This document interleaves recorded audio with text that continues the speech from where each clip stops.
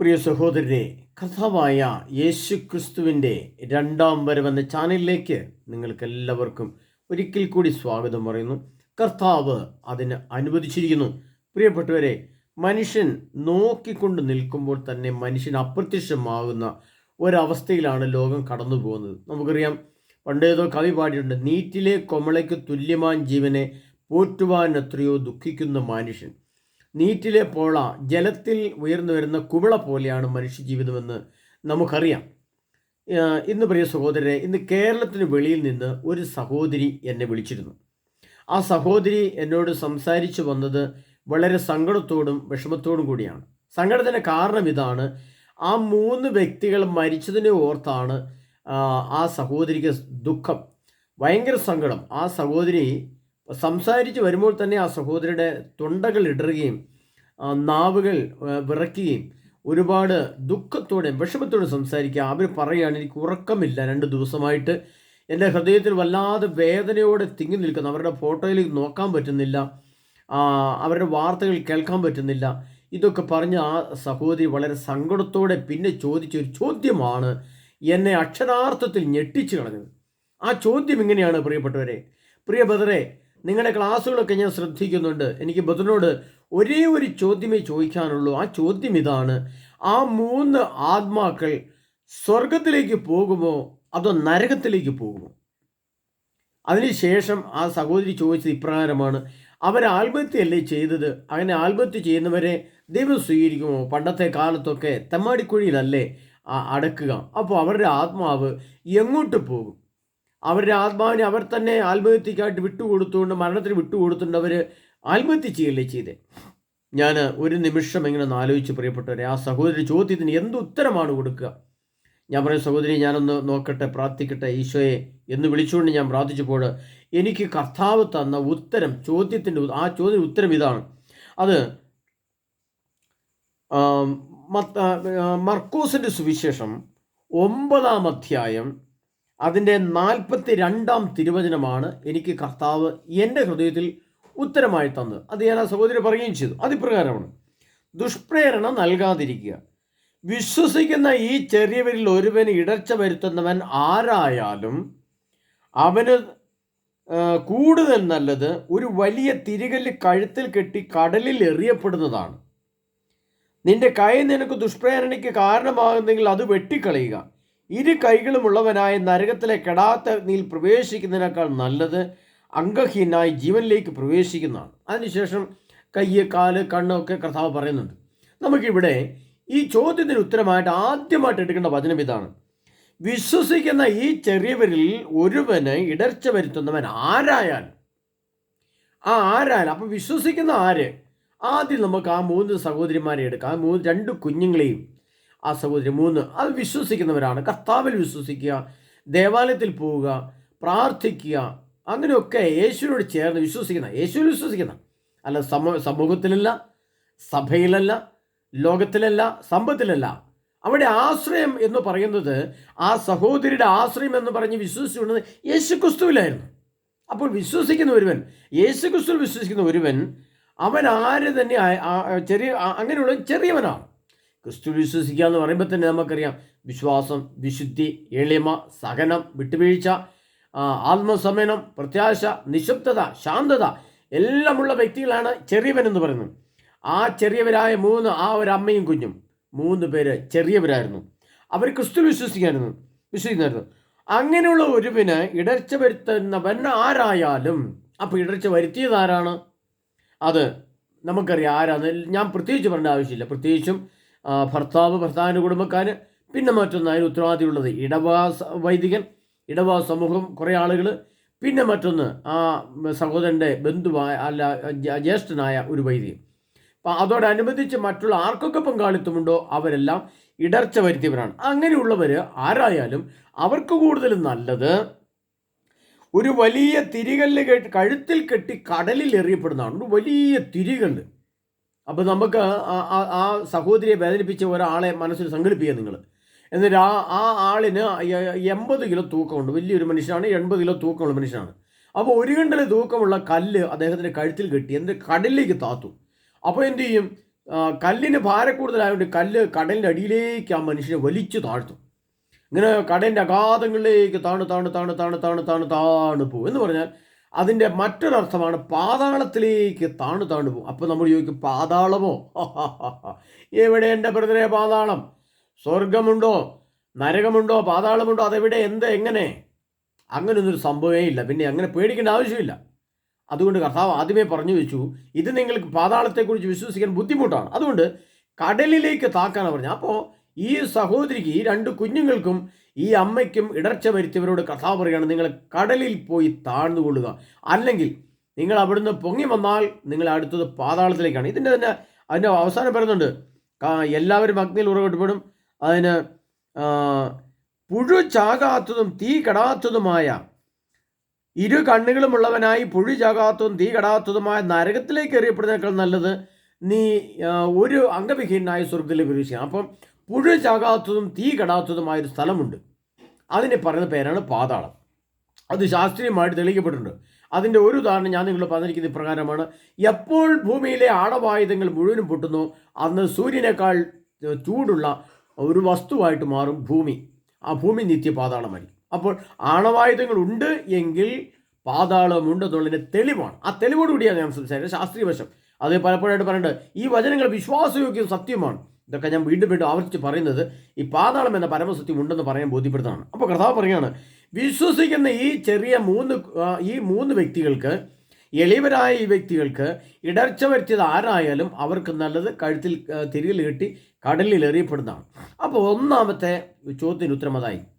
അപ്പോൾ ആർക്കാണ് പാതാളത്തിലേക്ക് പോകാൻ കഴിയുക, അല്ലെങ്കിൽ ആർക്കാണ് നരകമുള്ളത് എന്നുള്ളതിൻ്റെ ഒന്നാമത്തെ ചോദ്യം, അതായത് ആ സഹോദരിമാർ നരകത്തിൽ പോയോ സ്വർഗത്തിൽ പോയോ എന്നുള്ളതിൻ്റെ ഒന്നാമത്തെ ചോദ്യത്തിന് ഉത്തരം കൊടുത്തത് ഇതാണ്.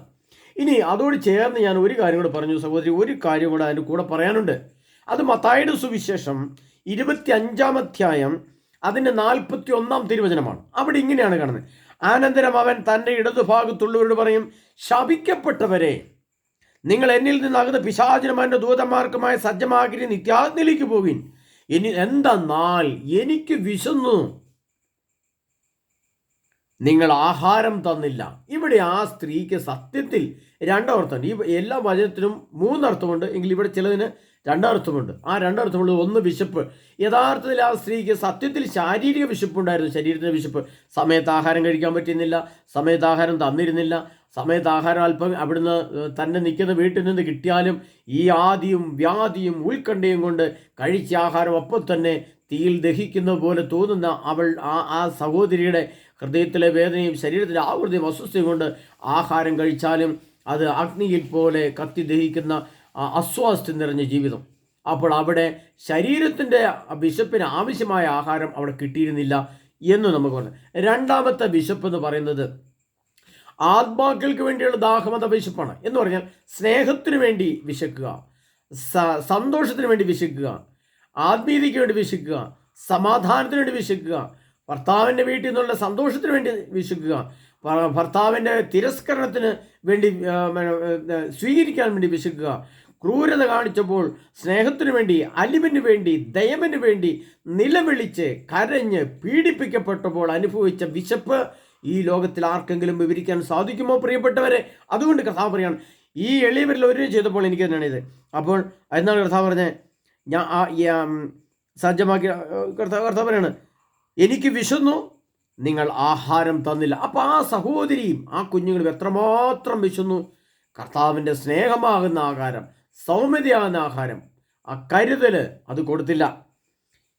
എനിക്ക് വിശന്നു, നിങ്ങൾ എനിക്ക് ആഹാരം തന്നില്ല. എനിക്ക് ദാഹിച്ചു, നിങ്ങൾ എനിക്ക് കുടിക്കാൻ തന്നില്ല. എന്തായിരുന്നു ദാഹം? ഒരു ആത്മീയ സന്തോഷം, ഒരു സമാധാനമായിട്ട് കിടന്നുറങ്ങാനുള്ള ഒരു മണിക്കൂർ, ഭർത്താവിൻ്റെ വീട്ടിലോ സ്വന്തം കുടുംബത്തിലോ 1 മണിക്കൂർ സ്വസ്ഥതയോടെ, സ്നേഹത്തോടെ, സമാധാനത്തോടെ, ആശ്വാസത്തോടെ ഒരു വെള്ളം കുടിച്ചു കഴിയുമ്പോൾ ഒരു ഗ്ലാസ് തണുത്ത വെള്ളം ചൂടിൽ കുടിച്ചുമ്പോൾ കിട്ടുന്ന ആശ്വാസം പോലെ അവനത് കുടിക്കുവാൻ, ആ സ്നേഹം കിട്ടുവാൻ, കർത്താവിൽ സമാധാനമാകുന്ന ആ ജലം കിട്ടുവാൻ, കർത്താവിൻ്റെ വചനമാകുന്ന സാന്ത്വനം കിട്ടുവാൻ ആ സഹോദരി, ആ കുഞ്ഞുങ്ങൾ ആഗ്രഹിച്ചു. എന്നാൽ അതും കൊടുത്തില്ല. ഞാൻ പരദേശിയായിരുന്നു, നിങ്ങൾ എന്നെ ഭവനം സ്വീകരിച്ചില്ല. പ്രിയപ്പെട്ടവരെ, സ്വന്തം ഭവനത്തിൽ അന്യത കാണിക്കുക. എവിടുന്നോ കയറി വന്ന ഏതോ വ്യക്തി ഏതോ ബംഗ്ലാദേശിൽ നിന്നോ അല്ല പാകിസ്ഥാനിൽ അഫ്ഗാനിസ്ഥാനിൽ ഒരു വിജാതീയ സ്ത്രീയെ പോലെ എപ്പോഴും ആട്ടും അടിയും തുപ്പുമായിട്ട് കഴിഞ്ഞ ആ സഹോദരി സ്വന്തം വീട്ടിൽ, സ്വന്തം ഭർത്താവിൻ്റെ വീട്ടിൽ പരദേശിയെ പോലെ, സ്വന്തം വീട്ടിൽ ചെന്നപ്പോൾ അവിടെ അതും പരദേശിയെ പോലെ, അന്യനെ പോലെ കണ്ടുകൊണ്ട് ഉള്ള അവസ്ഥയിൽ ആ സഹോദരി ചോദിച്ചു. അപ്പോൾ കർത്താവ് പറയാണ്, ഞാൻ പരദേശിയായിരുന്നു, നിങ്ങൾ എന്നെ സ്വീകരിച്ചില്ല. കേൾക്കണം പ്രിയപ്പെട്ടവരെ, കർത്താവിൻ്റെ വിധി വരുന്നത് എങ്ങനെയാണെന്ന് ഓർത്തോണം. കർത്താവിൻ്റെ വിധി ഒരു വ്യക്തിക്ക് നേരെ, ഒരു സമൂഹത്തിന് നേരെ, ഒരു രാജ്യത്തിന് നേരെ, ഒരു സഭയ്ക്ക് നേരെ, ഒരു വൈദികന് നേരെ കർത്താവിൻ്റെ വിധി വരുന്ന വഴി നിങ്ങൾ ഓർത്തു വെച്ചോ, കൃത്യമായിട്ട് ഓർത്തു വെക്കണം. കാരണം ഈ വഴിയിൽ കൂടെ വരിക തന്നെ ചെയ്യും. ഈ വഴിയിൽ കൂടെ തന്നെ ഇവരെ പീഡിപ്പിച്ച മുഴുവൻ വ്യക്തികൾ ആരൊക്കെയോ എത്രയൊക്കെ വ്യക്തികളുണ്ടോ അവിടെ വലിയ കർത്താവിൻ്റെ ശാപം വരുന്നതിനെക്കുറിച്ച് ഞാൻ പറയുകയാണ്. നിങ്ങളെന്നെ സ്വീകരിച്ചു, ഞാൻ പറഞ്ഞ വിഷയം നിങ്ങളെ സ്വീകരിച്ചില്ല. ഒരു ജോലിക്ക് വേണ്ടി അന്വേഷിച്ചു സഭാസ്ഥാപനങ്ങളിൽ, സ്വീകരിച്ചില്ല, ആ അപേക്ഷ സ്വീകരിച്ചില്ല. സ്വന്തം ഭർത്താവിൻ്റെ കുടുംബത്തിൽ സ്നേഹവും സന്തോഷം കിട്ടും, സ്വീകരിച്ചില്ല. സ്വന്തം കുടുംബത്തിൽ ഒരുപക്ഷെ സ്വീകരിച്ചായിരിക്കും, എന്നാലും ഹൃദയം കൊണ്ട് സ്വീകരിച്ചില്ല. അങ്ങനെ എല്ലായിടത്തുനിന്നും പരദേശിയെ പോലെ കണ്ട് അവൾ ഓടിച്ചു. എന്നെ സ്വീകരിച്ചില്ല. ഞാൻ നഗ്നനായിരുന്നു, നിങ്ങളെന്നെ ഉടുപ്പിച്ചില്ല. പ്രിയപ്പെട്ടവരെ, എന്തായിരുന്നു ആ നഗ്നത? വസ്ത്രം ശരീരത്തിലില്ലാതെ ഉള്ള നഗ്നതയല്ല കർത്താവിടെ അർത്ഥമാക്കുന്നത്. ഭർത്താവിനാൽ ഉപേക്ഷിക്കപ്പെട്ടവർ നാട്ടുകാരെല്ലാം സംഭവം അറിഞ്ഞു. അപ്പോൾ അവൾ ഭർത്താവിന് ഉപേക്ഷിക്കപ്പെട്ട സ്ത്രീ, അവൾ മോശ സ്ത്രീയാണ് എന്നുള്ള രീതിയിൽ അവളുടെ ആത്മാവിൻ്റെ വിശുദ്ധിക്ക് കളങ്കം, വിശുദ്ധിയുണ്ട്, ആത്മീയ വിശുദ്ധിയുണ്ട്, പക്ഷേ നാണക്കേട്, ലജ്ജാകരം, സമൂഹത്തിന് മുമ്പിൽ, കുടുംബത്തിന് മുമ്പിൽ ഞാൻ ഉപേക്ഷിക്കപ്പെട്ടവൾ, സഭയുടെ മുമ്പിൽ ഞാൻ ഉപേക്ഷിക്കപ്പെട്ടവൾ, ആർക്കും വേണ്ടാത്തവൾ, തിരസ്കരിക്കപ്പെട്ടവർ. അങ്ങനെ അവൾ ലജ്ജാവതിയായി സമൂഹത്തിൽ മറ്റുള്ളവരുടെ ഒപ്പത്തിൽ നിൽക്കാൻ പറ്റാത്ത വിധം അവളെ ചവിട്ടി താഴ്ത്തിയപ്പോൾ അവളുടെ ലജ്ജ, അവളുടെ ഹൃദയത്തിലെ വേദനയുടെ ലജ്ജ, കർത്താവ് പറയാണ്, അവൾ നഗ്നയാണ്. കർത്താവ് ആ സമയത്ത് നഗ്നനായി. കർത്താവ് ആ സമയത്ത് സ്വർഗത്തിലെ നഗ്നനാക്കപ്പെട്ടു. കർത്താവിൻ്റെ ആത്മാവാണ് സഹോദരി ജീവിക്കുന്നത്, ആ കുഞ്ഞുങ്ങൾ ജീവിക്കുന്നത്. അപ്പോൾ കർത്താവ് അവിടെ നഗ്നനാക്കപ്പെട്ടു. അപ്പോൾ കർത്താവ് പറയാണ്, ഞാൻ നഗ്നനായിരുന്നു, നിങ്ങൾ എന്നെ ഉടുപ്പിച്ചില്ല. ഞാൻ രോഗാവസ്ഥയിലും കാരാഗ്രഹത്തിലുമായിരുന്നു. എത്രയോ ആ സഹോദരി ചോദിച്ചറിയാം, ആ കുഞ്ഞുങ്ങൾ ചോദിച്ചാൽ അവരെത്ര കൺപോടകളുടെ ഉറക്കം നഷ്ടപ്പെട്ടു കഴിഞ്ഞാൽ കൺപോടുകളിൽ ഒരു നീറ്റലും വേദനയും, ഇപ്പോൾ ശാരീരികമായി എത്രയോ രോഗം, ആൾസർ ഉണ്ടായിരുന്നായിരിക്കാം, ഹൃദയത്തിന് സ്പന്ദനം കൂടിയിട്ടുണ്ടായിരിക്കാം, പ്രഷർ വർദ്ധിച്ചിരിക്കാം, ഷുഗർ പിടിച്ചിട്ടുണ്ടായിരിക്കാം, തലവേദന അനുഭവിച്ചിട്ടുണ്ടായിരിക്കാം, എത്രയോ ആകുലതകൾ, ഉത്കണ്ഠകൾ, എത്രയോ കണ്ണുനീര് ഒഴുകിയിട്ടുണ്ടാവും. അപ്പോൾ രോഗാവസ്ഥ ആ സഹോദരിയിലുണ്ടായിരുന്നു, തീർച്ചയായും രോഗാവസ്ഥയായിരുന്നു. ആ രോഗത്തിന് നിങ്ങൾ ചികിത്സിച്ചോ? സ്നേഹം കൊടുത്തോ? സ്വാതന്ത്ര്യം കൊടുത്തോ? ആശ്വാസം കൊടുത്തോ? ദയവ് കൊടുത്തോ? അലിവ് കൊടുത്തോ? കരുണ കാണിച്ചോ? സാന്ത്വനിപ്പിച്ചോ? ഒന്നും കൊടുത്തില്ല. രോഗിയാക്കി മാറ്റി. അത് അവസാനം പിന്നെ ഞാൻ കാരാഗ്രഹത്തിലായിരുന്നു, എന്നെ നിങ്ങൾ വന്നു കണ്ടില്ല. ആ സഹോദരി സ്വന്തം ഭർത്താവിൻ്റെ കുടുംബത്തിൽ ജീവിക്കുമ്പോഴും കാരാഗ്രഹത്തിൽ, ശരി, കാരാഗ്രഹം എന്ന് പറഞ്ഞാൽ കറുത്ത ഇരുണ്ട മുറിക്കുള്ളിൽ അടച്ചിടുക. അത് ജയിലിലൊക്കെ ഒരു മുറിയിൽ അടച്ചിടുന്നത് പോലെ, കാരാഗ്രഹത്തിൽ അടച്ചിടുന്ന പോലെ സ്വന്തം കുടുംബത്തിൽ കാരാഗ്രഹവാസം അനുഭവിച്ചു. സ്വന്തം ഭവനത്തിൽ, സമൂഹത്തിൽ കാരാഗ്രഹം. പുറത്തേക്ക് ഇറങ്ങാൻ പറ്റുന്നില്ല, ഒരിടത്തും സ്വസ്ഥയില്ല, ഒരിടത്തും സമാധാനമില്ല, ആരും അംഗീകരിക്കുന്നില്ല, പല വാതിലുകളും മുട്ടി, അതൊന്നും കിട്ടില്ല. അപ്പോൾ കർത്താവ് പറയാണ്, ഈ 6 ചോദ്യത്തിൻ്റെയും ഉത്തരവും 6 ചോദ്യത്തിൻ്റെ അനുഭവമുള്ള ആ കുടുംബത്തെ നിങ്ങൾ ഓർത്തു നോക്കിക്കേ. അപ്പോൾ കർത്താവ് പറയുകയാണ്, എന്നെ നോക്കിയാൽ ദാഹിക്കുന്ന പരദേശിയെ നിങ്ങൾ നോക്കിയോ? അവർ പറയുകയാണ്, എന്നെ ഉടുപ്പിച്ചില്ല, ഞാൻ രോഗാവസ്ഥയിലും കാരാഗ്രഹത്തിലുമായിരുന്നു, നിങ്ങൾ എന്നെ സന്ദർശിച്ചില്ല. അപ്പോൾ അവർ ചോദിക്കും, കർത്താവേ, ഞങ്ങൾ നിന്നെ വിശക്കുന്നവനോ ദാഹിക്കുന്നവനോ പരദേശിയോ നഗ്നനോ രോഗിയോ കാരാഗ്രഹത്തിൽ കഴിയുന്നതിനായി കണ്ടതും നിനക്ക് ശുശ്രൂഷയാതെ ഇരുന്നതും എപ്പോൾ? അവൻ മറുപടി പറയും, സത്യം സത്യമായി ഞാൻ നിങ്ങളോട് പറയുന്നു, ഈ ഏറ്റവും എളിയവരിൽ ഒരുവന് നിങ്ങൾ ഇത് ചെയ്യാതിരുന്നപ്പോൾ എനിക്ക് തന്നെയാണ് ചെയ്യാതിരുന്നത്. ഇവർ നിത്യശിക്ഷയിലേക്കും നീതിമാന്മാർ നിത്യജീവനിലേക്കും പ്രവേശിക്കും. പ്രിയപ്പെട്ടവരെ, നീതിയുള്ള സ്ത്രീയും നീതിയുള്ള കുഞ്ഞുങ്ങളുമായിരുന്നു. അവർ നിത്യജീവനിലേക്ക് പ്രവേശിക്കുമെന്ന് കർത്താവ് ഈ വചനത്തിൻ്റെ അവസാനം എഴുതി വെച്ചിട്ടുണ്ടെങ്കിൽ അതിന് തൊട്ടുമുമ്പ് കേട്ട വചനം എന്താണ് പ്രിയ സഹോദരങ്ങളെ? പുഴു ചാകാത്തതും. അതാണ് ഇവിടെ എഴുതിയിരിക്കുന്നതിൻ്റെ ബാക്കി എഴുതിയിരിക്കുന്നത്. ഇവിടെ എഴുതിയിട്ടുണ്ട്. ഏതാണ് അത്? മർക്കോസിന് വിശേഷം ഞാൻ പറഞ്ഞു. മർക്കോസിന് വിശേഷം 9-ാം അധ്യായം അതിൻ്റെ 48-ാം തിരുവചനം നിങ്ങൾ എടുത്ത് വായിക്കുക. ഇരു കണ്ണുകളുമുള്ളവനായി പുഴുച്ചാകാത്തതും തീ കെടാത്തതുമായ നിത്യ നരകത്തിലേക്ക് എറിയപ്പെടും. പ്രിയപ്പെട്ടവരെ, നിത്യ നരകം എന്ന് പറയുന്നത് യഥാർത്ഥത്തിൽ പരമസത്യമായ സംഭവമാണ്. നമുക്ക് ശാസ്ത്രീയമായിട്ട് പലതും തെളിയിച്ചിട്ടുണ്ട്. ചൈന, റഷ്യ പോലുള്ള രാഷ്ട്രങ്ങൾ 250 കിലോമീറ്ററൊക്കെ ഭൂമിക്കുള്ളിലേക്ക് തുരന്നിറങ്ങിയെന്നും അതിൻ്റെ അവസാനം ആ തുരക്കുന്ന സാധനം ഭൂമിയുടെ മധ്യഭാഗത്തിലേക്ക് എത്തിയപ്പോൾ അവിടെ വലിയ ശബ്ദങ്ങൾ, അവിടെ വലിയ നിലവിളികൾ, വലിയ പ്രശ്നങ്ങൾ, അത് ഒരടി നീളമുള്ള പുഴുക്കൾ, തീയാണ്, അതിനകത്ത് ലാവയാണ് ലാവ, ഭൂമിക്കുള്ളിലെ ലാവ അതിൻ്റെ അടുത്ത് എത്തിക്കഴിഞ്ഞപ്പോൾ അതിനകത്ത് ജീവനുള്ള പുഴുക്കളെ കണ്ടെത്തിയത് ഒക്കെ ശാസ്ത്രീയമായിട്ട് തെളിയിച്ചിട്ടുണ്ട്. അവിടുത്തെ ചൂട് 2500 ഡിഗ്രി സെൻറ്റിഗ്രേഡ് ആണെന്നും അത് പാതാളമാണെന്നും ആ തീയും ആ പാതാളവും ആ ലാവയും ഭൂമിക്ക് പുറത്തേക്ക് വരുന്നൊരു സമയം വരും, ഭൂമി മൊത്തമായിട്ട് അത് വരും. അതാണ് വെളിപാട് ഗ്രന്ഥത്തിൽ പറയുന്നൊരു വചനമുണ്ട്, വലിയ മല പോലെ എന്തോ ഒന്ന് കടലിൽ നിവദിക്കുന്ന അങ്ങോട്ട് കരയിലേക്ക് നിവദിക്കുന്നത് കണ്ടു. അപ്പോൾ ഇപ്പം ശാസ്ത്രം പറയുന്നത് എന്താണ്, വലിയൊരു ഉൽക്ക ഭൂമിയിലേക്ക് വരാനുണ്ട്.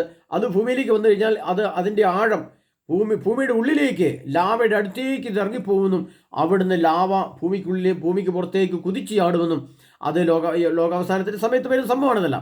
അപ്പോൾ അങ്ങനെ വരുമ്പോൾ ഭൂമി മൊത്തമായിട്ട് അഗ്നിഗോളമായിട്ട് മാറും. ആ ഭൂമിയിലെ ആണവായുധങ്ങൾ മുഴുവൻ പൊട്ടുകയും അത് അഗ്നിഗോളമായിട്ട് മാറുകയും അതാണ് പാതാളം, നിത്യപാതാളം. അപ്പോൾ പരമസത്യമാണ്, ഈ സത്യം ഉള്ളതാണ്. അല്ലാതെ യേശുക്രിസ്തു സ്വന്തം അഭിപ്രായത്തിൽ കുറച്ച് പുഴിയാകാത്തതും തീ കടാത്തതുമായ പാതാളത്തിലേക്ക് പോകുന്ന ചുമ്മാ ഒരു ഐഡിയ വെച്ച് പറഞ്ഞതല്ല. ഇതൊക്കെ ശാസ്ത്രീയമായിട്ട് സത്യമാണെന്ന് ഇന്ന് തെളിയിക്കപ്പെട്ടിട്ടുണ്ട്. എന്നാൽ ഒരു 250-300 വർഷങ്ങൾക്ക് മുമ്പ് അല്ലെങ്കിൽ ഒരു 500 വർഷം മുമ്പ് ഇതേ വചനം ഏതെങ്കിലും ഒരു വചനപ്രഘോഷകൻ അല്ലെങ്കിൽ ഏതെങ്കിലും ഒരു വ്യക്തി സുവിശേഷമായിട്ട് പ്രഘോഷിക്കപ്പെടുമ്പോൾ അന്ന് അതിന് സംശയം ചോദിക്കാനോ ഇത് യാഥാർത്ഥ്യമാണോ ശരിയാണോ അല്ലെന്ന് നമുക്ക് തോന്നുമായിരുന്നില്ല. ഇന്ന് ശാസ്ത്രീയമായിട്ട് സത്യമാണ് തെളിയിച്ചത്. അപ്പോൾ കർത്താവ് പറയുകയാണ്, എന്താ പറയുന്നത്, തീ കെടാത്തതും പുഴു ചാകാത്തതും തീ കെടാത്തതുമായ നിത്യാഗ്നിയിലേക്ക് എറിയപ്പെടും എന്ന് കർത്താവ് പറയണം. അതുകൊണ്ട് കർത്താവ് പറയാണ്, മത്തായിയുടെ സുവിശേഷത്തിലും കർത്താവ് പറയാണ്, എന്നിട്ട് എന്താ പറഞ്ഞത്, ഈ എളിയവർ ചെയ്തായിരുന്നപ്പോൾ എനിക്ക് തന്നെയായിരുന്നു, ഇവർ നിത്യശിക്ഷയിലേക്കും നീതിമാന്മാർ നിത്യജീവനിലേക്കും പ്രവേശിക്കും. അപ്പോൾ ഇതിനകത്ത് നീതി പ്രവർത്തിച്ച് സത്യം പ്രവർത്തിച്ച് എളിമയോടെ ജീവിച്ച ഈ എളിയവരായിരുന്നു ഈ 3 കുഞ്ഞ്, ഈ 2 കുഞ്ഞുങ്ങളും ഈ അമ്മയുമായിരുന്നു. അപ്പോൾ അവർ കർത്താവ് എങ്ങോട്ട് പോകുന്ന പറഞ്ഞാൽ അവർ നിത്യജീവനിലേക്ക്, അവർ നിത്യജീവനിലേക്ക്, ഇവർ നിത്യാന്നിലേക്ക്. ഇവർ എന്ന് പറയുന്നത് ഇവരെ പീഡിപ്പിച്ചവർ, അവർ എന്ന് പറയുന്നത് ആ മൂന്ന് ആത്മാക്കൾ. അപ്പോൾ അവർ ഞാൻ ആ സഹോദരി കൊടുത്ത മറുപടി ഇങ്ങനെയാണ്. ഈ 2 വചനവും പറഞ്ഞു ഞാൻ പറഞ്ഞു, പ്രിയ സഹോദരി, നിങ്ങൾ ധൈര്യമായിട്ടിരുന്നോ. നിങ്ങൾ അവർ കരഞ്ഞുകൊണ്ടാണ് സംസാരിക്കുക. എത്ര വേദനയോടെയാണ് ആ സഹോദരി സംസാരിക്കുന്നത് പ്രിയ സഹോദരങ്ങളെ. തൊണ്ട ഇടറിക്കൊണ്ട് പറയുമ്പോൾ ഞാൻ പറഞ്ഞു, സഹോദരി നിങ്ങൾ ധൈര്യമായിട്ടിരിക്കെ, ഈ 3 ആത്മാക്കൾ സ്വർഗത്തിൽ നിത്യപിതാവിൻ്റെ വലതുഭാഗത്ത് കർത്താവിൻ്റെ തൃപ്പാദത്തിലുണ്ടെന്ന് പറഞ്ഞു. ഭയപ്പെടേണ്ട, ഇതാ വചനം എന്ന് പറഞ്ഞു. അപ്പോൾ ഒരു സമാധാനമായി ബ്രദറെ, എനിക്ക് സമാധാനമായി എനിക്ക് സന്തോഷമായിട്ട് ഉറങ്ങാമല്ലോ എന്ന് പറഞ്ഞുകൊണ്ട് ആ സഹോദരി ഫോൺ വെച്ചു. പ്രിയപ്പെട്ടവരെ, ഇത് നമ്മൾ ചിന്തിക്കണം. ഇനി ഇതിൻ്റെ ഒരു ബാക്കി ഭാഗം ഞാൻ നിങ്ങൾ പറയാൻ ആഗ്രഹിക്കണം. ആ ബാക്കി ഭാഗം എങ്ങനെയാണ്, കർത്താവ് ഇവർ പുഴു ചാകാത്തതും തീ കെടാത്തതുമായ നിത്യാഗ്നിയിലേക്ക് പ്രവേശിക്കുമെന്ന് പറയുവാൻ ഇനി ഒരു 1000 നൂറ്റാണ്ടൊന്നുമില്ല പ്രിയപ്പെട്ടവരെ. യുഗാന്ത്യമാണ് 2033 യുഗാന്ത്യമാണ് ഞാൻ പലപ്പോഴും പറഞ്ഞിട്ടുണ്ട്. യുഗാന്ത്യം 8 വർഷങ്ങൾ കഴിയുമ്പോൾ മരിച്ച സകലരും, ഈ ലോകത്ത് മരിച്ചുപോയ സകലരെയും കർത്താവ് ഭൂമിക്ക് പുറത്തു കൊണ്ടുവരും. മരിച്ചവർക്ക് ഉയർപ്പ് കൊടുക്കും. സ്വർഗത്തിൽ എത്തപ്പെട്ടിരിക്കുന്നവർ അവർ നീതിമാന്മാർ കർത്താവിൻ്റെ കൂടെ വിശുദ്ധരെ സകല വിശുദ്ധരോട് കർത്താവ് തൻ്റെ നീതിപീഠത്തിലേക്ക് എഴുന്നേലും, ഭൂമിയിലേക്ക് എഴുന്നേലും വരും. കർത്താവ് ജീവിച്ചവരെ സ്വർഗത്തിലേക്ക് മരിച്ചവരെ ഉയർപ്പിച്ചവരെ സ്വർഗത്തിലേക്ക് കൊണ്ടുപോകാനും കർത്താവ് അന്ത്യവിധി നടത്താനുമായിട്ട് വിശുദ്ധരോടൊത്ത് ഭൂമിയിലേക്ക് ഇറങ്ങി വരികയും കർത്താവിൻ്റെ ഉയർപ്പിച്ച നിത്യവിശുദ്ധിയുള്ള മനുഷ്യരെ കർത്താവ് സ്വർഗത്തിലേക്ക് കൂട്ടുപിടുകയും ചെയ്യുന്ന ആ വിധിയുടെ ഭയാനകമായ ദിവസം വരുന്നത് 2034 ഫെബ്രുവരി 15-ാം തീയതിയാണെന്ന് പലപ്പോഴായിട്ട് പറഞ്ഞിട്ടുണ്ട് പ്രിയപ്പെട്ടവരെ. അപ്പോൾ നിങ്ങൾ മനസ്സിലാക്കണം, ഇതങ്ങ് അടുത്തെത്തി. പക്ഷേ ഇതൊന്നും ക്രിസ്തുവിൽ വിശ്വാസമില്ലാത്തവർ, നിത്യാഗ്നിയെക്കുറിച്ച് ചിന്തയില്ലാത്തവർ, സ്വർഗീയ മഹത്വത്തെക്കുറിച്ച് അറിവില്ലാത്തവർ, പീഡിപ്പിച്ചവർ ഓർമ്മിക്കണം. ഇനി ഓർമ്മിച്ചോ, ഇനി ആ 2 ഇടവകയും ആ 2 ഇടവകയുമായിട്ട് ബന്ധപ്പെട്ട് ഇവരെ ഏതൊക്കെ രീതിയിൽ വേദനിപ്പിച്ചോ അവരെല്ലാം, ആ ഇടവകയും ആ വൈദികരും ആ സഭയും അവരുടെ അരമനയും അവരുടെ മെത്രാന്മാരും എല്ലാവരും എന്തു ചെയ്യണം, കർത്താവിൻ്റെ മുമ്പിൽ രാപകൽ കരുണയ്ക്കായിട്ട് കൃപയ്ക്കായിട്ട് പശ്ചാത്താപ വിവശരായി ദിവ്യകാരുണ്യം എഴുന്നള്ളിച്ചു വെച്ച് രാവിലെ 6 മണിക്ക് തുടങ്ങുന്ന ആരാധനയും വൈകിട്ട് 6 മണിക്ക് ഉപവാസ പ്രാർത്ഥന, കർത്താവിൻ്റെ മുമ്പിൽ അവിടുത്തെ മുഴുവൻ ജനങ്ങളും ഉപസാരിക്കണം. കർത്താവെ, ഞങ്ങൾ തെറ്റുപറ്റിപ്പോയി, എൻ്റെ ജീവനെ പോലെ പ്രാധാന്യമുള്ള, എൻ്റെ ശരീരത്തെ പോലെ ശരീരമുള്ള ആ 3 വ്യക്തികൾക്ക് ഇങ്ങനെ സംഭവിച്ചെങ്കിൽ അതിന് പിന്നിൽ ഓരോ രീതിയിൽ ഞങ്ങൾക്ക് കാരണമുണ്ട്. കർത്താവ് പറയാണ്, നിങ്ങൾ ഇവിടെ പ്രത്യേകം ശ്രദ്ധിക്കണം, നീ എനിക്ക് തന്നില്ല എന്നല്ല കർത്താവ് പറഞ്ഞു. അവിടെ ഒരു ഇടവകയിലെ വ്യക്തിയെ നോക്കിയിട്ട് ഒരു സഹോദരൻ നോക്കിയിട്ട് നീ അവർക്ക് ഭക്ഷിക്കാൻ കൊടുത്തില്ല പറഞ്ഞു, നിങ്ങൾ എനിക്ക് ഭക്ഷിക്കാൻ തന്നില്ല. അപ്പോൾ നിങ്ങളെന്ന് പറയുമ്പോൾ ഇടവകയെ ചൂണ്ടി പറയാം, രൂപതയെ ചൂണ്ടി പറയാം, ആ സഭാ വിഭാഗത്തെ പറയാം, മെത്രാന്മാരെ പറയാം, അച്ഛന്മാരെ പറയാം, വ്യക്തികളെ പറയാം, പള്ളി കൈക്കാരന്മാരെ, കമ്മിറ്റിക്കാരെ പറയാം, രാഷ്ട്രീയ നേതൃത്വത്തെക്കുറിച്ച് പറയാം, ഡിപ്പാർട്ട്മെൻറ്റുകളെ കുറിച്ച് പറയാം, കാരിത്താസ് അങ്ങനെയുള്ള എന്തെങ്കിലും സംവിധാനത്തെക്കുറിച്ച് പറയാം. നിങ്ങൾ എനിക്ക് ഭക്ഷിക്കാൻ തന്നില്ല, നിങ്ങൾ എനിക്ക് ആഹാരം തന്നില്ല, നിങ്ങൾ എന്നെ സ്വീകരിച്ചില്ല, നിങ്ങളുടെ അടുത്ത് തന്നെ അല്പം കരുണ, അല്പസ്നേഹം, ഇച്ചിരി സ്നേഹം, ഒരു പരിഗണന എനിക്ക് തല്ല. കർത്താവ് ഇവിടെ എന്താ പറയുന്നത്? കർത്താവ് പറയാണ്, അനന്തരവൻ തന്നെ ഇടഭാഗത്തുള്ളവർ പറയും, ശപിക്കപ്പെട്ടവരെ, നിങ്ങൾ എന്നിൽ നിന്നും അകന്ന് പിശാചിനും അവൻ്റെ ദൂതന്മാർക്കുമാക്കി സജ്ജമാക്കിയ നിത്യാഗ്നിയിലേക്ക് പോകുവിൻ. എൻ്റെ പ്രിയപ്പെട്ട സഹോദരരെ, ഇതൊരു പരമസത്യമാണെന്ന് വിശ്വസിക്കാൻ നമുക്ക് ബുദ്ധിമുട്ടുള്ളത് കൊണ്ടാണ് നമ്മൾ മറ്റുള്ളവരെ പീഡിപ്പിക്കുകയും നമ്മൾ വിശുദ്ധിയിലേക്ക് വരികയും ചെയ്യാത്തത്. ഇതൊരു പരമയാഥാർത്ഥ്യമാണ്. ഇത് മരിച്ചിട്ട് ഉയർപ്പിക്കുമെന്നും ലോകം അവസാനിക്കുമെന്നും യുഗാന്ത്യത്തിലാണ് നമ്മൾ ഉള്ളതെന്നും ഇതെല്ലാം ചെയ്തുകൊണ്ട് തിന്മയാണെന്നും നമുക്ക് വിശ്വസിക്കാൻ പറ്റുന്നില്ല. നമ്മൾ ക്രിസ്തു എന്ന് പറയുന്നത് അന്ധവിശ്വാസമാണ്. ക്രിസ്തു വിശ്വാസം എന്ന് പറയുന്നത് അന്ധവിശ്വാസമാണ്. എന്ത് ക്രിസ്തു? ഏത് ക്രിസ്തു? എവിടുത്തെ ക്രിസ്തു? എന്ത് ബൈബിൾ? ഏത് ബൈബിൾ? എവിടുത്തെ ബൈബിൾ? ആർക്കാണ് നീതി? ആർക്കാണ് നീതിബോധം? ഒന്നുമില്ല. ചുമ്മാ ഒരു കവറിങ്. മുട്ടയുടെ ഉണ്ണിയെല്ലാം വലിച്ചതിന് ശേഷം തോട് കാണുന്ന പോലത്തെ ഒരു വിശ്വാസവും തോട് പോലത്തെ ഒരു സഭയും ആയിട്ട് ഇങ്ങനെ മുന്നോട്ട് പോകുമ്പോൾ, പ്രിയ സഹോദര, ഓർത്തോ, കർത്താവിൻ്റെ വരവ്, രണ്ടാമത്തെ വരവ് അടുത്ത് തൊട്ടടുത്ത് കാൽപ്പടിയിൽ പടിവാതിക്കൽ എത്തിയിരിക്കുന്ന കാലഘട്ടത്തിൽ ഇതാ ഇറാനെതിരെ യുദ്ധം വന്നാൽ ലോകം ആഗോള യുദ്ധത്തിലേക്ക് പോകും. അമേരിക്കയിലെ ചലനമുണ്ടായാൽ അത് ആഗോള യുദ്ധത്തിലേക്ക് പോകും. ഇസ്രായേലിനെതിരെ ആരെങ്കിലും എന്തെങ്കിലും മിസൈലോട്ട് വന്നാൽ അത് ആഗോള യുദ്ധത്തിലേക്ക് പോകും. ലോകം അന്തിമ യുദ്ധത്തിലേക്ക് അടുത്തു വരികയാണ് പ്രിയ സഹോദരരെ. ആ കാലഘട്ടത്തിൽ വക്കിലെത്തി നിൽക്കുമ്പോഴാണ് ഈ സംഭവങ്ങൾ ആലോചിക്കണം. അപ്പോൾ ഇതിൻ്റെ ഗൗരവം വളരെ വലുതാണ്. അതിനാൽ ആ രണ്ടടവുകളും അതിൻ്റെ രൂപതയിലെ മത്രൻ ആരാണോ അവരും ഒരു ദിവസം ഫുള്ള് രാവിലെ 6 മണി മുതൽ വൈകിട്ട് 6 മണി വരെ ദിവ്യകാര്യം എഴുന്നള്ളിച്ച് സാഷ്ടാംഗം പ്രണമിച്ച് കരുണയായിരിക്കണമേ, ക്ഷമിക്കണമേ, ആ സഹോദരത്തെ ഞങ്ങൾ കരയുന്നു എന്ന് പറഞ്ഞുകൊണ്ട് കുംഭസാരത്തിൽ ഏർപ്പെട്ട് കർത്താവിൻ്റെ മുമ്പിൽ കരുണയ്ക്കായിട്ട് നിലവിളിച്ച് പ്രാർത്ഥിച്ചാൽ ഒരു പക്ഷേ കർത്താവ് കരുണ കാണിച്ചേക്കാം. കാരണം ഇതൊക്കെ സത്യമായിട്ടും അറിവുള്ളതും കണ്ണുകൊണ്ട് കാണുന്നതുമായ ദൈവനിഷേധത്തിൻ്റെ 1, 2, 3 പ്രമാണത്തിൻ്റെ ദൈവനിഷേധത്തിൻ്റെ പ്രകടമായ തെളിവുകളാണ്. നീതിയും കരുണയും ഇല്ലാതെയാക്കുക, നീതിയും കരുണയും കൊടുക്കാതിരിക്കുക എന്ന് പറഞ്ഞാൽ അവിടെ വിധി വരുന്ന ഏതാണ്? വെളിപാടിൻ്റെ മത്തായിയുടെ സുവിശേഷം 25-ാം അധ്യായം അതിൻ്റെ 31-ാം തിരുവചനം മുതലാണ് അവസാന വിധി. അവസാന വിധിയിൽ 41-ാം തിരുവചനത്തിലേക്ക് വരുമ്പോഴാണ് അനന്തരവൻ തന്റെ ഇടവശത്തുള്ളവർ ശപിക്കപ്പെട്ടവരെ, നിങ്ങൾ എന്നിൽ നിന്ന് അകത്ത് പിശാചിനും ദൂതന്മാർക്കുമായി സത്യമാക്കി നിത്യാഗ്നി. അത് ഉള്ളതാണ് പ്രിയപ്പെട്ടത്, അത് വരും. പക്ഷെ അത് നമുക്ക് കണ്ണൂടി കാണാൻ പറ്റാത്തതിൻ്റെ കാരണം ഇതാണ്, ആണവ ബോംബിൻ്റെ സ്ഫോടനം അതെപ്പോൾ ഭൂമിയിൽ നടക്കുന്നു. അത് ബഹിരാകാശത്ത് സംഭവിച്ചാൽ അത് ഭൂമിയിലും സംഭവിക്കും. കാരണം ബഹിരാകാശത്ത് തന്നെ റേഡിയേഷൻ ഏറ്റ് ഭൂമിയുടെ മുഴുവനും സാധനങ്ങൾ ഒരുമിച്ച് കൂട്ടും. അത് സഭേൻ്റെ പുസ്തകത്തിൽ അങ്ങനെ എഴുതി വെച്ചിട്ടുണ്ട്. സകല ഭൂവാസികളും ആ ഒരു വചനമുണ്ട്, പെട്ടെന്ന് മറന്നുപോയി പ്രിയപ്പെട്ടവരെ, ഞാൻ പറഞ്ഞുതരാം. അത് നിങ്ങൾ മനസ്സിലാക്കേണ്ട, അതൊക്കെ പരമസത്യമാണ്. ഭൂവാസികളെ മുഴുവനും പൂർണ്ണമായും പെട്ടെന്നും ഉന്മൂലനം ചെയ്യുന്ന കർത്താവ്, അങ്ങനെ വചനം തന്നെ എഴുതി വെച്ചിട്ടുണ്ട്. പിന്നെ ജോയൽ പ്രവാചകന്റെ പുസ്തകത്തിൽ എഴുതുന്ന ഇതാ ചൂള പോലെ കത്തുന്ന ദിനം. കഴിഞ്ഞ ദിവസം ഞാൻ പറഞ്ഞു, ഇതാ ചൂള പോലെ കത്തുന്ന ദിനം. അത് ഈ ആണവായുധങ്ങളുടെ സ്ഫോടനത്തിന് ശേഷം ചൂള പോലെ ഭൂമി കത്തും. നമുക്കറിയാം, 2-ാം ലോക മഹായുദ്ധത്തിൽ ഹിരോഷിമയിലും നാഗസാക്കിയിലും ആണവ ബോംബിട്ടപ്പോൾ അവിടെ സംഭവിച്ച ആ സംഭവം, അതിനെപ്പറ്റി ശാസ്ത്രീയന്മാർ പറയുന്നുണ്ട്. അത്രയും ചുറ്റുഭാഗങ്ങൾ ഉരുകി ഒലിച്ചതും അവിടുത്തെ ചൂട് എത്രയായിരുന്നു എന്നും 2000 ഡിഗ്രി 3000 ഡിഗ്രി സെൻറ്റിഗ്രേഡ് ചൂട് ആ പ്രദേശത്തുണ്ടായിരുന്ന മുഴുവനും കത്തിച്ചാമ്പലായപ്പോൾ സംഭവം ലോകം കണ്ടതാണ്. ഇത് കണ്ടുകൊണ്ട് നഗ്നനേത്രങ്ങൾ കണ്ടതാണ്, സംഭവിച്ചിട്ട് ചുരുങ്ങിയ കാലങ്ങളെ ആയിട്ടുള്ളൂ. അപ്പോൾ അത് പരമയാഥാർത്ഥ്യമാണെന്ന് ലോകത്തറിയാമെങ്കിൽ അതേപോലെ തന്നെയാണ്, അതിനേക്കാൾ ഭയാനകമാണ്, അതിനേക്കാൾ പരമസത്യമാണ് ഇനിയുള്ള ആണവ സ്ഫോടനം. അപ്പോൾ അത് പരമസത്യമാണെന്ന് മനസ്സിലാക്കാം. അതാണ് നിത്യപാതാളമായിട്ട് എന്നും നിലനിൽക്കും. അപ്പോൾ ഇത് ഉള്ളതാണ്. ഇനി നമ്മളെ ഇത് തിന്മ ചെയ്തവരെ ദൈവം അങ്ങോട്ടാണ് വിടുന്നതെന്ന് കർത്താവ് പച്ചയായിട്ട് പറഞ്ഞിട്ടുണ്ടെങ്കിൽ ഈ അണുബോംബുകളെ ഓർത്ത് നിങ്ങൾ മനസ്സിലാക്കിക്കോ, ഇതൊക്കെ പരമയാഥാർത്ഥ്യമാണ്. അപ്പോൾ പ്രിയ സഹോദരൻ, ഞാൻ ആ സഹോദരി കൊടുത്ത മറുപടി ഇപ്രകാരമാണ്. ഈ 2 വചനവും കൊടുത്ത് ഞാൻ പറഞ്ഞു, സഹോദരി, ആ 3 കുഞ്ഞുങ്ങളും 3 ആത്മാക്കളും യേശു ക്രിസ്തുവിൻ്റെ വലതുഭാഗത്ത് കർത്താവിൻ്റെ കാലിയോട്ടി സ്വസ്ഥതയും സമാധാനവും സന്തോഷം അനുഭവിച്ച് നിത്യജീവൻ നിത്യഭാഗ്യം അനുഭവിച്ച് അവൻ ആനന്ദിക്കുകയാണ്. അതുകൊണ്ട് കർത്താവ് പറഞ്ഞേ, ഇവർ നിത്യശിക്ഷയിലേക്കും നീതിമാന്മാർ നിത്യജീവനിലേക്കും പ്രവേശിക്കും. മത്തായിയുടെ സുവിശേഷം 25-ാം അധ്യായം എൻ്റെ 46-ാം തിരുവചനമെടുത്ത് വായിക്കപ്പെടുന്ന സഹോദരങ്ങളെ, ഇവർ നിത്യശിക്ഷയിൽ ആരാണ്? ഇവരെ പീഡിപ്പിച്ചവർ, ഈ നീതിമാന്മാർ, ഈ എളിയവരിൽ ഒരുവൻ. ആ എളിയവരായ ആ 3 പേരും നീതി പ്രവർത്തിച്ചവരാണ്, നീതിയുള്ളവർ. അവർ ജീവനിലേക്കും പ്രവേശിക്കുമെന്ന് കർത്താവ് എഴുതി വെച്ചിട്ടുണ്ടെങ്കിൽ പരമസത്യം അതാണ് പ്രിയപ്പെട്ടവരെ. അതുകൊണ്ട് കർത്താവ് പറയുന്ന ഭാഗ്യഭാഗമാണ് നിങ്ങൾ ദുഷ്പ്രേരണ നൽകി ദുഷ്പ്രേരണ ഉണ്ടാക്കുന്നെങ്കിൽ കർത്താവ് കുറച്ചുകൂടെ പറയുന്നുണ്ട്, മുടന്തനായ ജീവനിലേക്ക് പ്രവേശിക്കാൻ നിന്റെ കണ്ണ് മൂലം നിനക്ക് ദുഷ്പ്രേരണ ഉണ്ടാകുന്നെങ്കിൽ അത് ചുഴന്നെടുത്ത് എറിഞ്ഞു കളയുക. ഇരു കണ്ണുകളുമുള്ളവനായി പുഴു ചകാത്തതും തീ കടാത്തതുമായ നരകത്തിലേക്ക് എറിയപ്പെടുന്നതിനേക്കാൾ നല്ലത് ഒരു കണ്ണോടുകൂടി ദൈവരാജ്യത്തിൽ പ്രവേശിക്കുന്നതാണ്. കാരണം എല്ലാവരും അഗ്നിയാൽ ഉറകൂട്ടപ്പെടും. ഉപ്പ് നല്ലതാണ്, എന്നാൽ ഉറകിട്ടുപോയാൽ എന്തുകൊണ്ട് അതിന് ഉറകൂട്ടും? നിങ്ങളിൽ ഉപ്പുണ്ടായിരിക്കട്ടെ, പരസ്പരം സമാധാനത്തെ വർദ്ധിക്കുകയും ചെയ്യും. ഇവിടെ ഉപ്പ് എന്ന് പറയുന്നത് എന്താണ് പ്രിയപ്പെട്ടവരെ? ഉപ്പ് നല്ലതാണ്, അത് ഉറകിട്ടുപോയാൽ എന്ത് ചെയ്യും?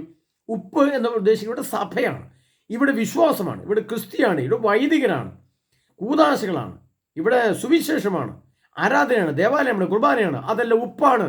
അത് ഉറകൂട്ടാനുള്ളതാണ്, രുചി കൂട്ടാൻ, സ്നേഹം കൂട്ടാൻ, വർദ്ധിപ്പിക്കാൻ, കേടുകൂടാതിരിക്കാൻ. അങ്ങനെ അതിൻ്റെ ഉറകൂട്ടാൻ ഇവിടെ സഭയാണ്, ആ സംവിധാനമാണ് ഉപ്പ്. എന്നാൽ അത് ഉറകെട്ടുപോയാൽ എന്തു ഗുണം? മനുഷ്യരെ ചവിട്ടപ്പെടാനുള്ളത് ഏതാ ചവിട്ടപ്പെടുന്നു പ്രിയപ്പെട്ടവരെ? ആയിരങ്ങൾ പതിനായിരങ്ങൾ സഭയ്ക്കെതിരെ ചവിട്ടുന്നു, മെത്രാനെതിരെ ചവിട്ടുന്നു, വൈദികർക്കെതിരെ ചവിട്ടുന്നു, ഇടവയ്ക്കെതിരെ ചവിട്ടുന്നു, അനീതി പ്രവർത്തിച്ച മുഴുവർക്കെതിരെ. ഉപ്പ് നിലത്തിട്ട് ചവിട്ടുന്നതിനേക്കാൾ കഷ്ടമായിട്ട് ലോകം മുഴുവൻ ചവിട്ടുന്നു. പരമസത്യമല്ലേ പ്രിയ ജനങ്ങളെ, പ്രിയ ക്രിസ്ത്യാനികളെ, നിങ്ങൾ ചിന്തിക്കുക, പഠിക്കേ, ഇതൊക്കെ അത് പഠിക്കുക. ഇപ്പോൾ ഈ സാഹചര്യം വന്നപ്പോൾ ആ വചനത്തിൻ്റെ വ്യാഖ്യാനോട് കൂട്ടി പറയുമ്പോൾ നിങ്ങൾ കറക്റ്റ് മനസ്സിലാവും. ഉപ്പ് നല്ലതാണ്, സഭ നല്ലതാണ്, കൂദാശ നല്ലതാണ്, അച്ഛന്മാർ നല്ലതാണ്, മെത്രന്മാർ നല്ലതാണ്. പക്ഷേ അത് ഉറകിട്ട് പോയാൽ എന്ത് ചോദിക്കും? ഇതാ ചവിട്ടപ്പെടാൻ ജനങ്ങൾ ചവിട്ടുന്നു. ജനങ്ങൾ എന്ത് ചവിട്ടാണ്? ജനക്കൂട്ടത്തിന് മുമ്പിൽ ഇവരെത്തിപ്പെട്ടാൽ ഇവരെ ജനം വെച്ചേക്കുമോ? പൊടി പോലും വെച്ചേക്കില്ല. അടിച്ച് കത്തിച്ച് ചവിട്ടി വലിച്ചു കീറിക്കളയും. പ്രിയപ്പെട്ടവരെ, അതാണ് ഇങ്ങോട്ട് വിട്ടതാ, അവനെ അങ്ങ് വിട്ടതാ എന്നൊക്കെ പറഞ്ഞ് കേൾക്കുന്നില്ലേ? എന്താ പ്രിയ സഹോദരങ്ങളെ, കർത്താവായ യേശു ക്രിസ്തുവിൻ്റെ തിരുവചനം ശരിക്കും പഠിക്കണം. നമ്മൾ ചുമ്മാ അവിടെ ഇവിടെ ഇച്ചിരി കേട്ടിട്ടൊന്നും കാര്യമില്ല. വചനം പഠിക്കേണ്ട പോലെ പഠിക്കണം പ്രിയ സഹോദരങ്ങളെ, ഗ്രഹിക്കേണ്ട പോലെ ഗ്രഹിക്കാൻ പഠിക്കണം. അപ്പം നമ്മുടെ ആത്മാവ് നമ്മൾ ഒരുക്കും. ഒരാളെങ്കിലും നീതി കൊടുക്കാൻ വേണ്ടി നിന്നോ? ഇല്ലെങ്കിൽ ഇതാ കർത്താവ് പറഞ്ഞ വചനങ്ങൾ ഞാൻ തന്നു. അതുകൊണ്ട് ഞാൻ സഹോദരിയോട്, ആ സഹോദരി എന്താണ് ചോദിച്ചത് അത്ര ചോദ്യം ചോദിച്ചുള്ളൂ, എനിക്ക് ഉത്തരം വേണം ബദർ എന്ന് പറഞ്ഞു. ഞാൻ ഈ വചനങ്ങൾ പറഞ്ഞു കൊടുത്തു. അതുകൊണ്ട് സഹോദരികൾ സമാധാനത്തിൽ സന്തോഷമായിട്ടിരിക്കെ. ഞാൻ ആ സഹോദരി, ആ കുഞ്ഞുങ്ങൾക്ക് വേണ്ടി, ആ അമ്മയ്ക്ക് വേണ്ടി പ്രാർത്ഥിച്ചപ്പോൾ എനിക്ക് കിട്ടിയ സന്ദേശവും വചനം ഇതാണ്. അതിൻ്റെ ഈ കാര്യങ്ങൾ കൂടെ കർത്താവ് എന്നോട് പറഞ്ഞു, ഇവർ നിത്യശിക്ഷയിലേക്കും നീതിമാന്മാർ നിത്യജീവനിലേക്ക് പ്രവേശിക്കുമെങ്കിൽ നീതിക്ക് വേണ്ടി മറുപടി കൂട്ടി നീതിക്ക് വേണ്ടി ആ 3 ആത്മാക്കളെ കർത്താവ് ജീവനിലേക്ക് എടുത്തു എന്ന് പറയും. ഇതിൽ കൂടുതൽ നമുക്കൊന്നും വേണ്ട പ്രിയ സഹോദരരെ. കർത്താവായ യേശു ക്രിസ്തുവിൻ്റെ തിരുവചനം നമ്മെ ശക്തീകരിക്കട്ടെ. കർത്താവായ യേശു ക്രിസ്തുവിൻ്റെ തിരുവചനം നമ്മളെ നയിക്കട്ടെ. കർത്താവായ യേശു ക്രിസ്തുവിൻ്റെ തിരുത്വവും തിരുശരീരവും തിരുജ്ഞാനവും തിരുവചനമെല്ലാം നമ്മുടെ ആത്മാവിനെ ശോഭയും വിശുദ്ധിയുമുള്ളതാക്കി മാറട്ടെ. കർത്താവിൻ്റെ തിരുവചനം നമ്മളെ ജ്ഞാനമുള്ളവരാക്കി മാറട്ടെ. ദൈവത്തിൻ്റെ പരിശുദ്ധാത്മാവ് നമ്മളെ ഭരിക്കട്ടെ, നയിക്കട്ടെ, നിയന്ത്രിക്കട്ടെ. ദൈവത്തിൻ്റെ പരിശുദ്ധാത്മാവ് നമ്മളെ ശക്തീകരിക്കട്ടെ. ജ്ഞാനത്തിൻ്റെ അതീന്ദ്രിയ ജ്ഞാനം, അറിവ്, ജ്ഞാനം, അതീന്ദ്രിയ ജ്ഞാനത്തിലേക്ക് നമ്മളെ വളർത്തുമാറാകട്ടെ. ആമേൻ.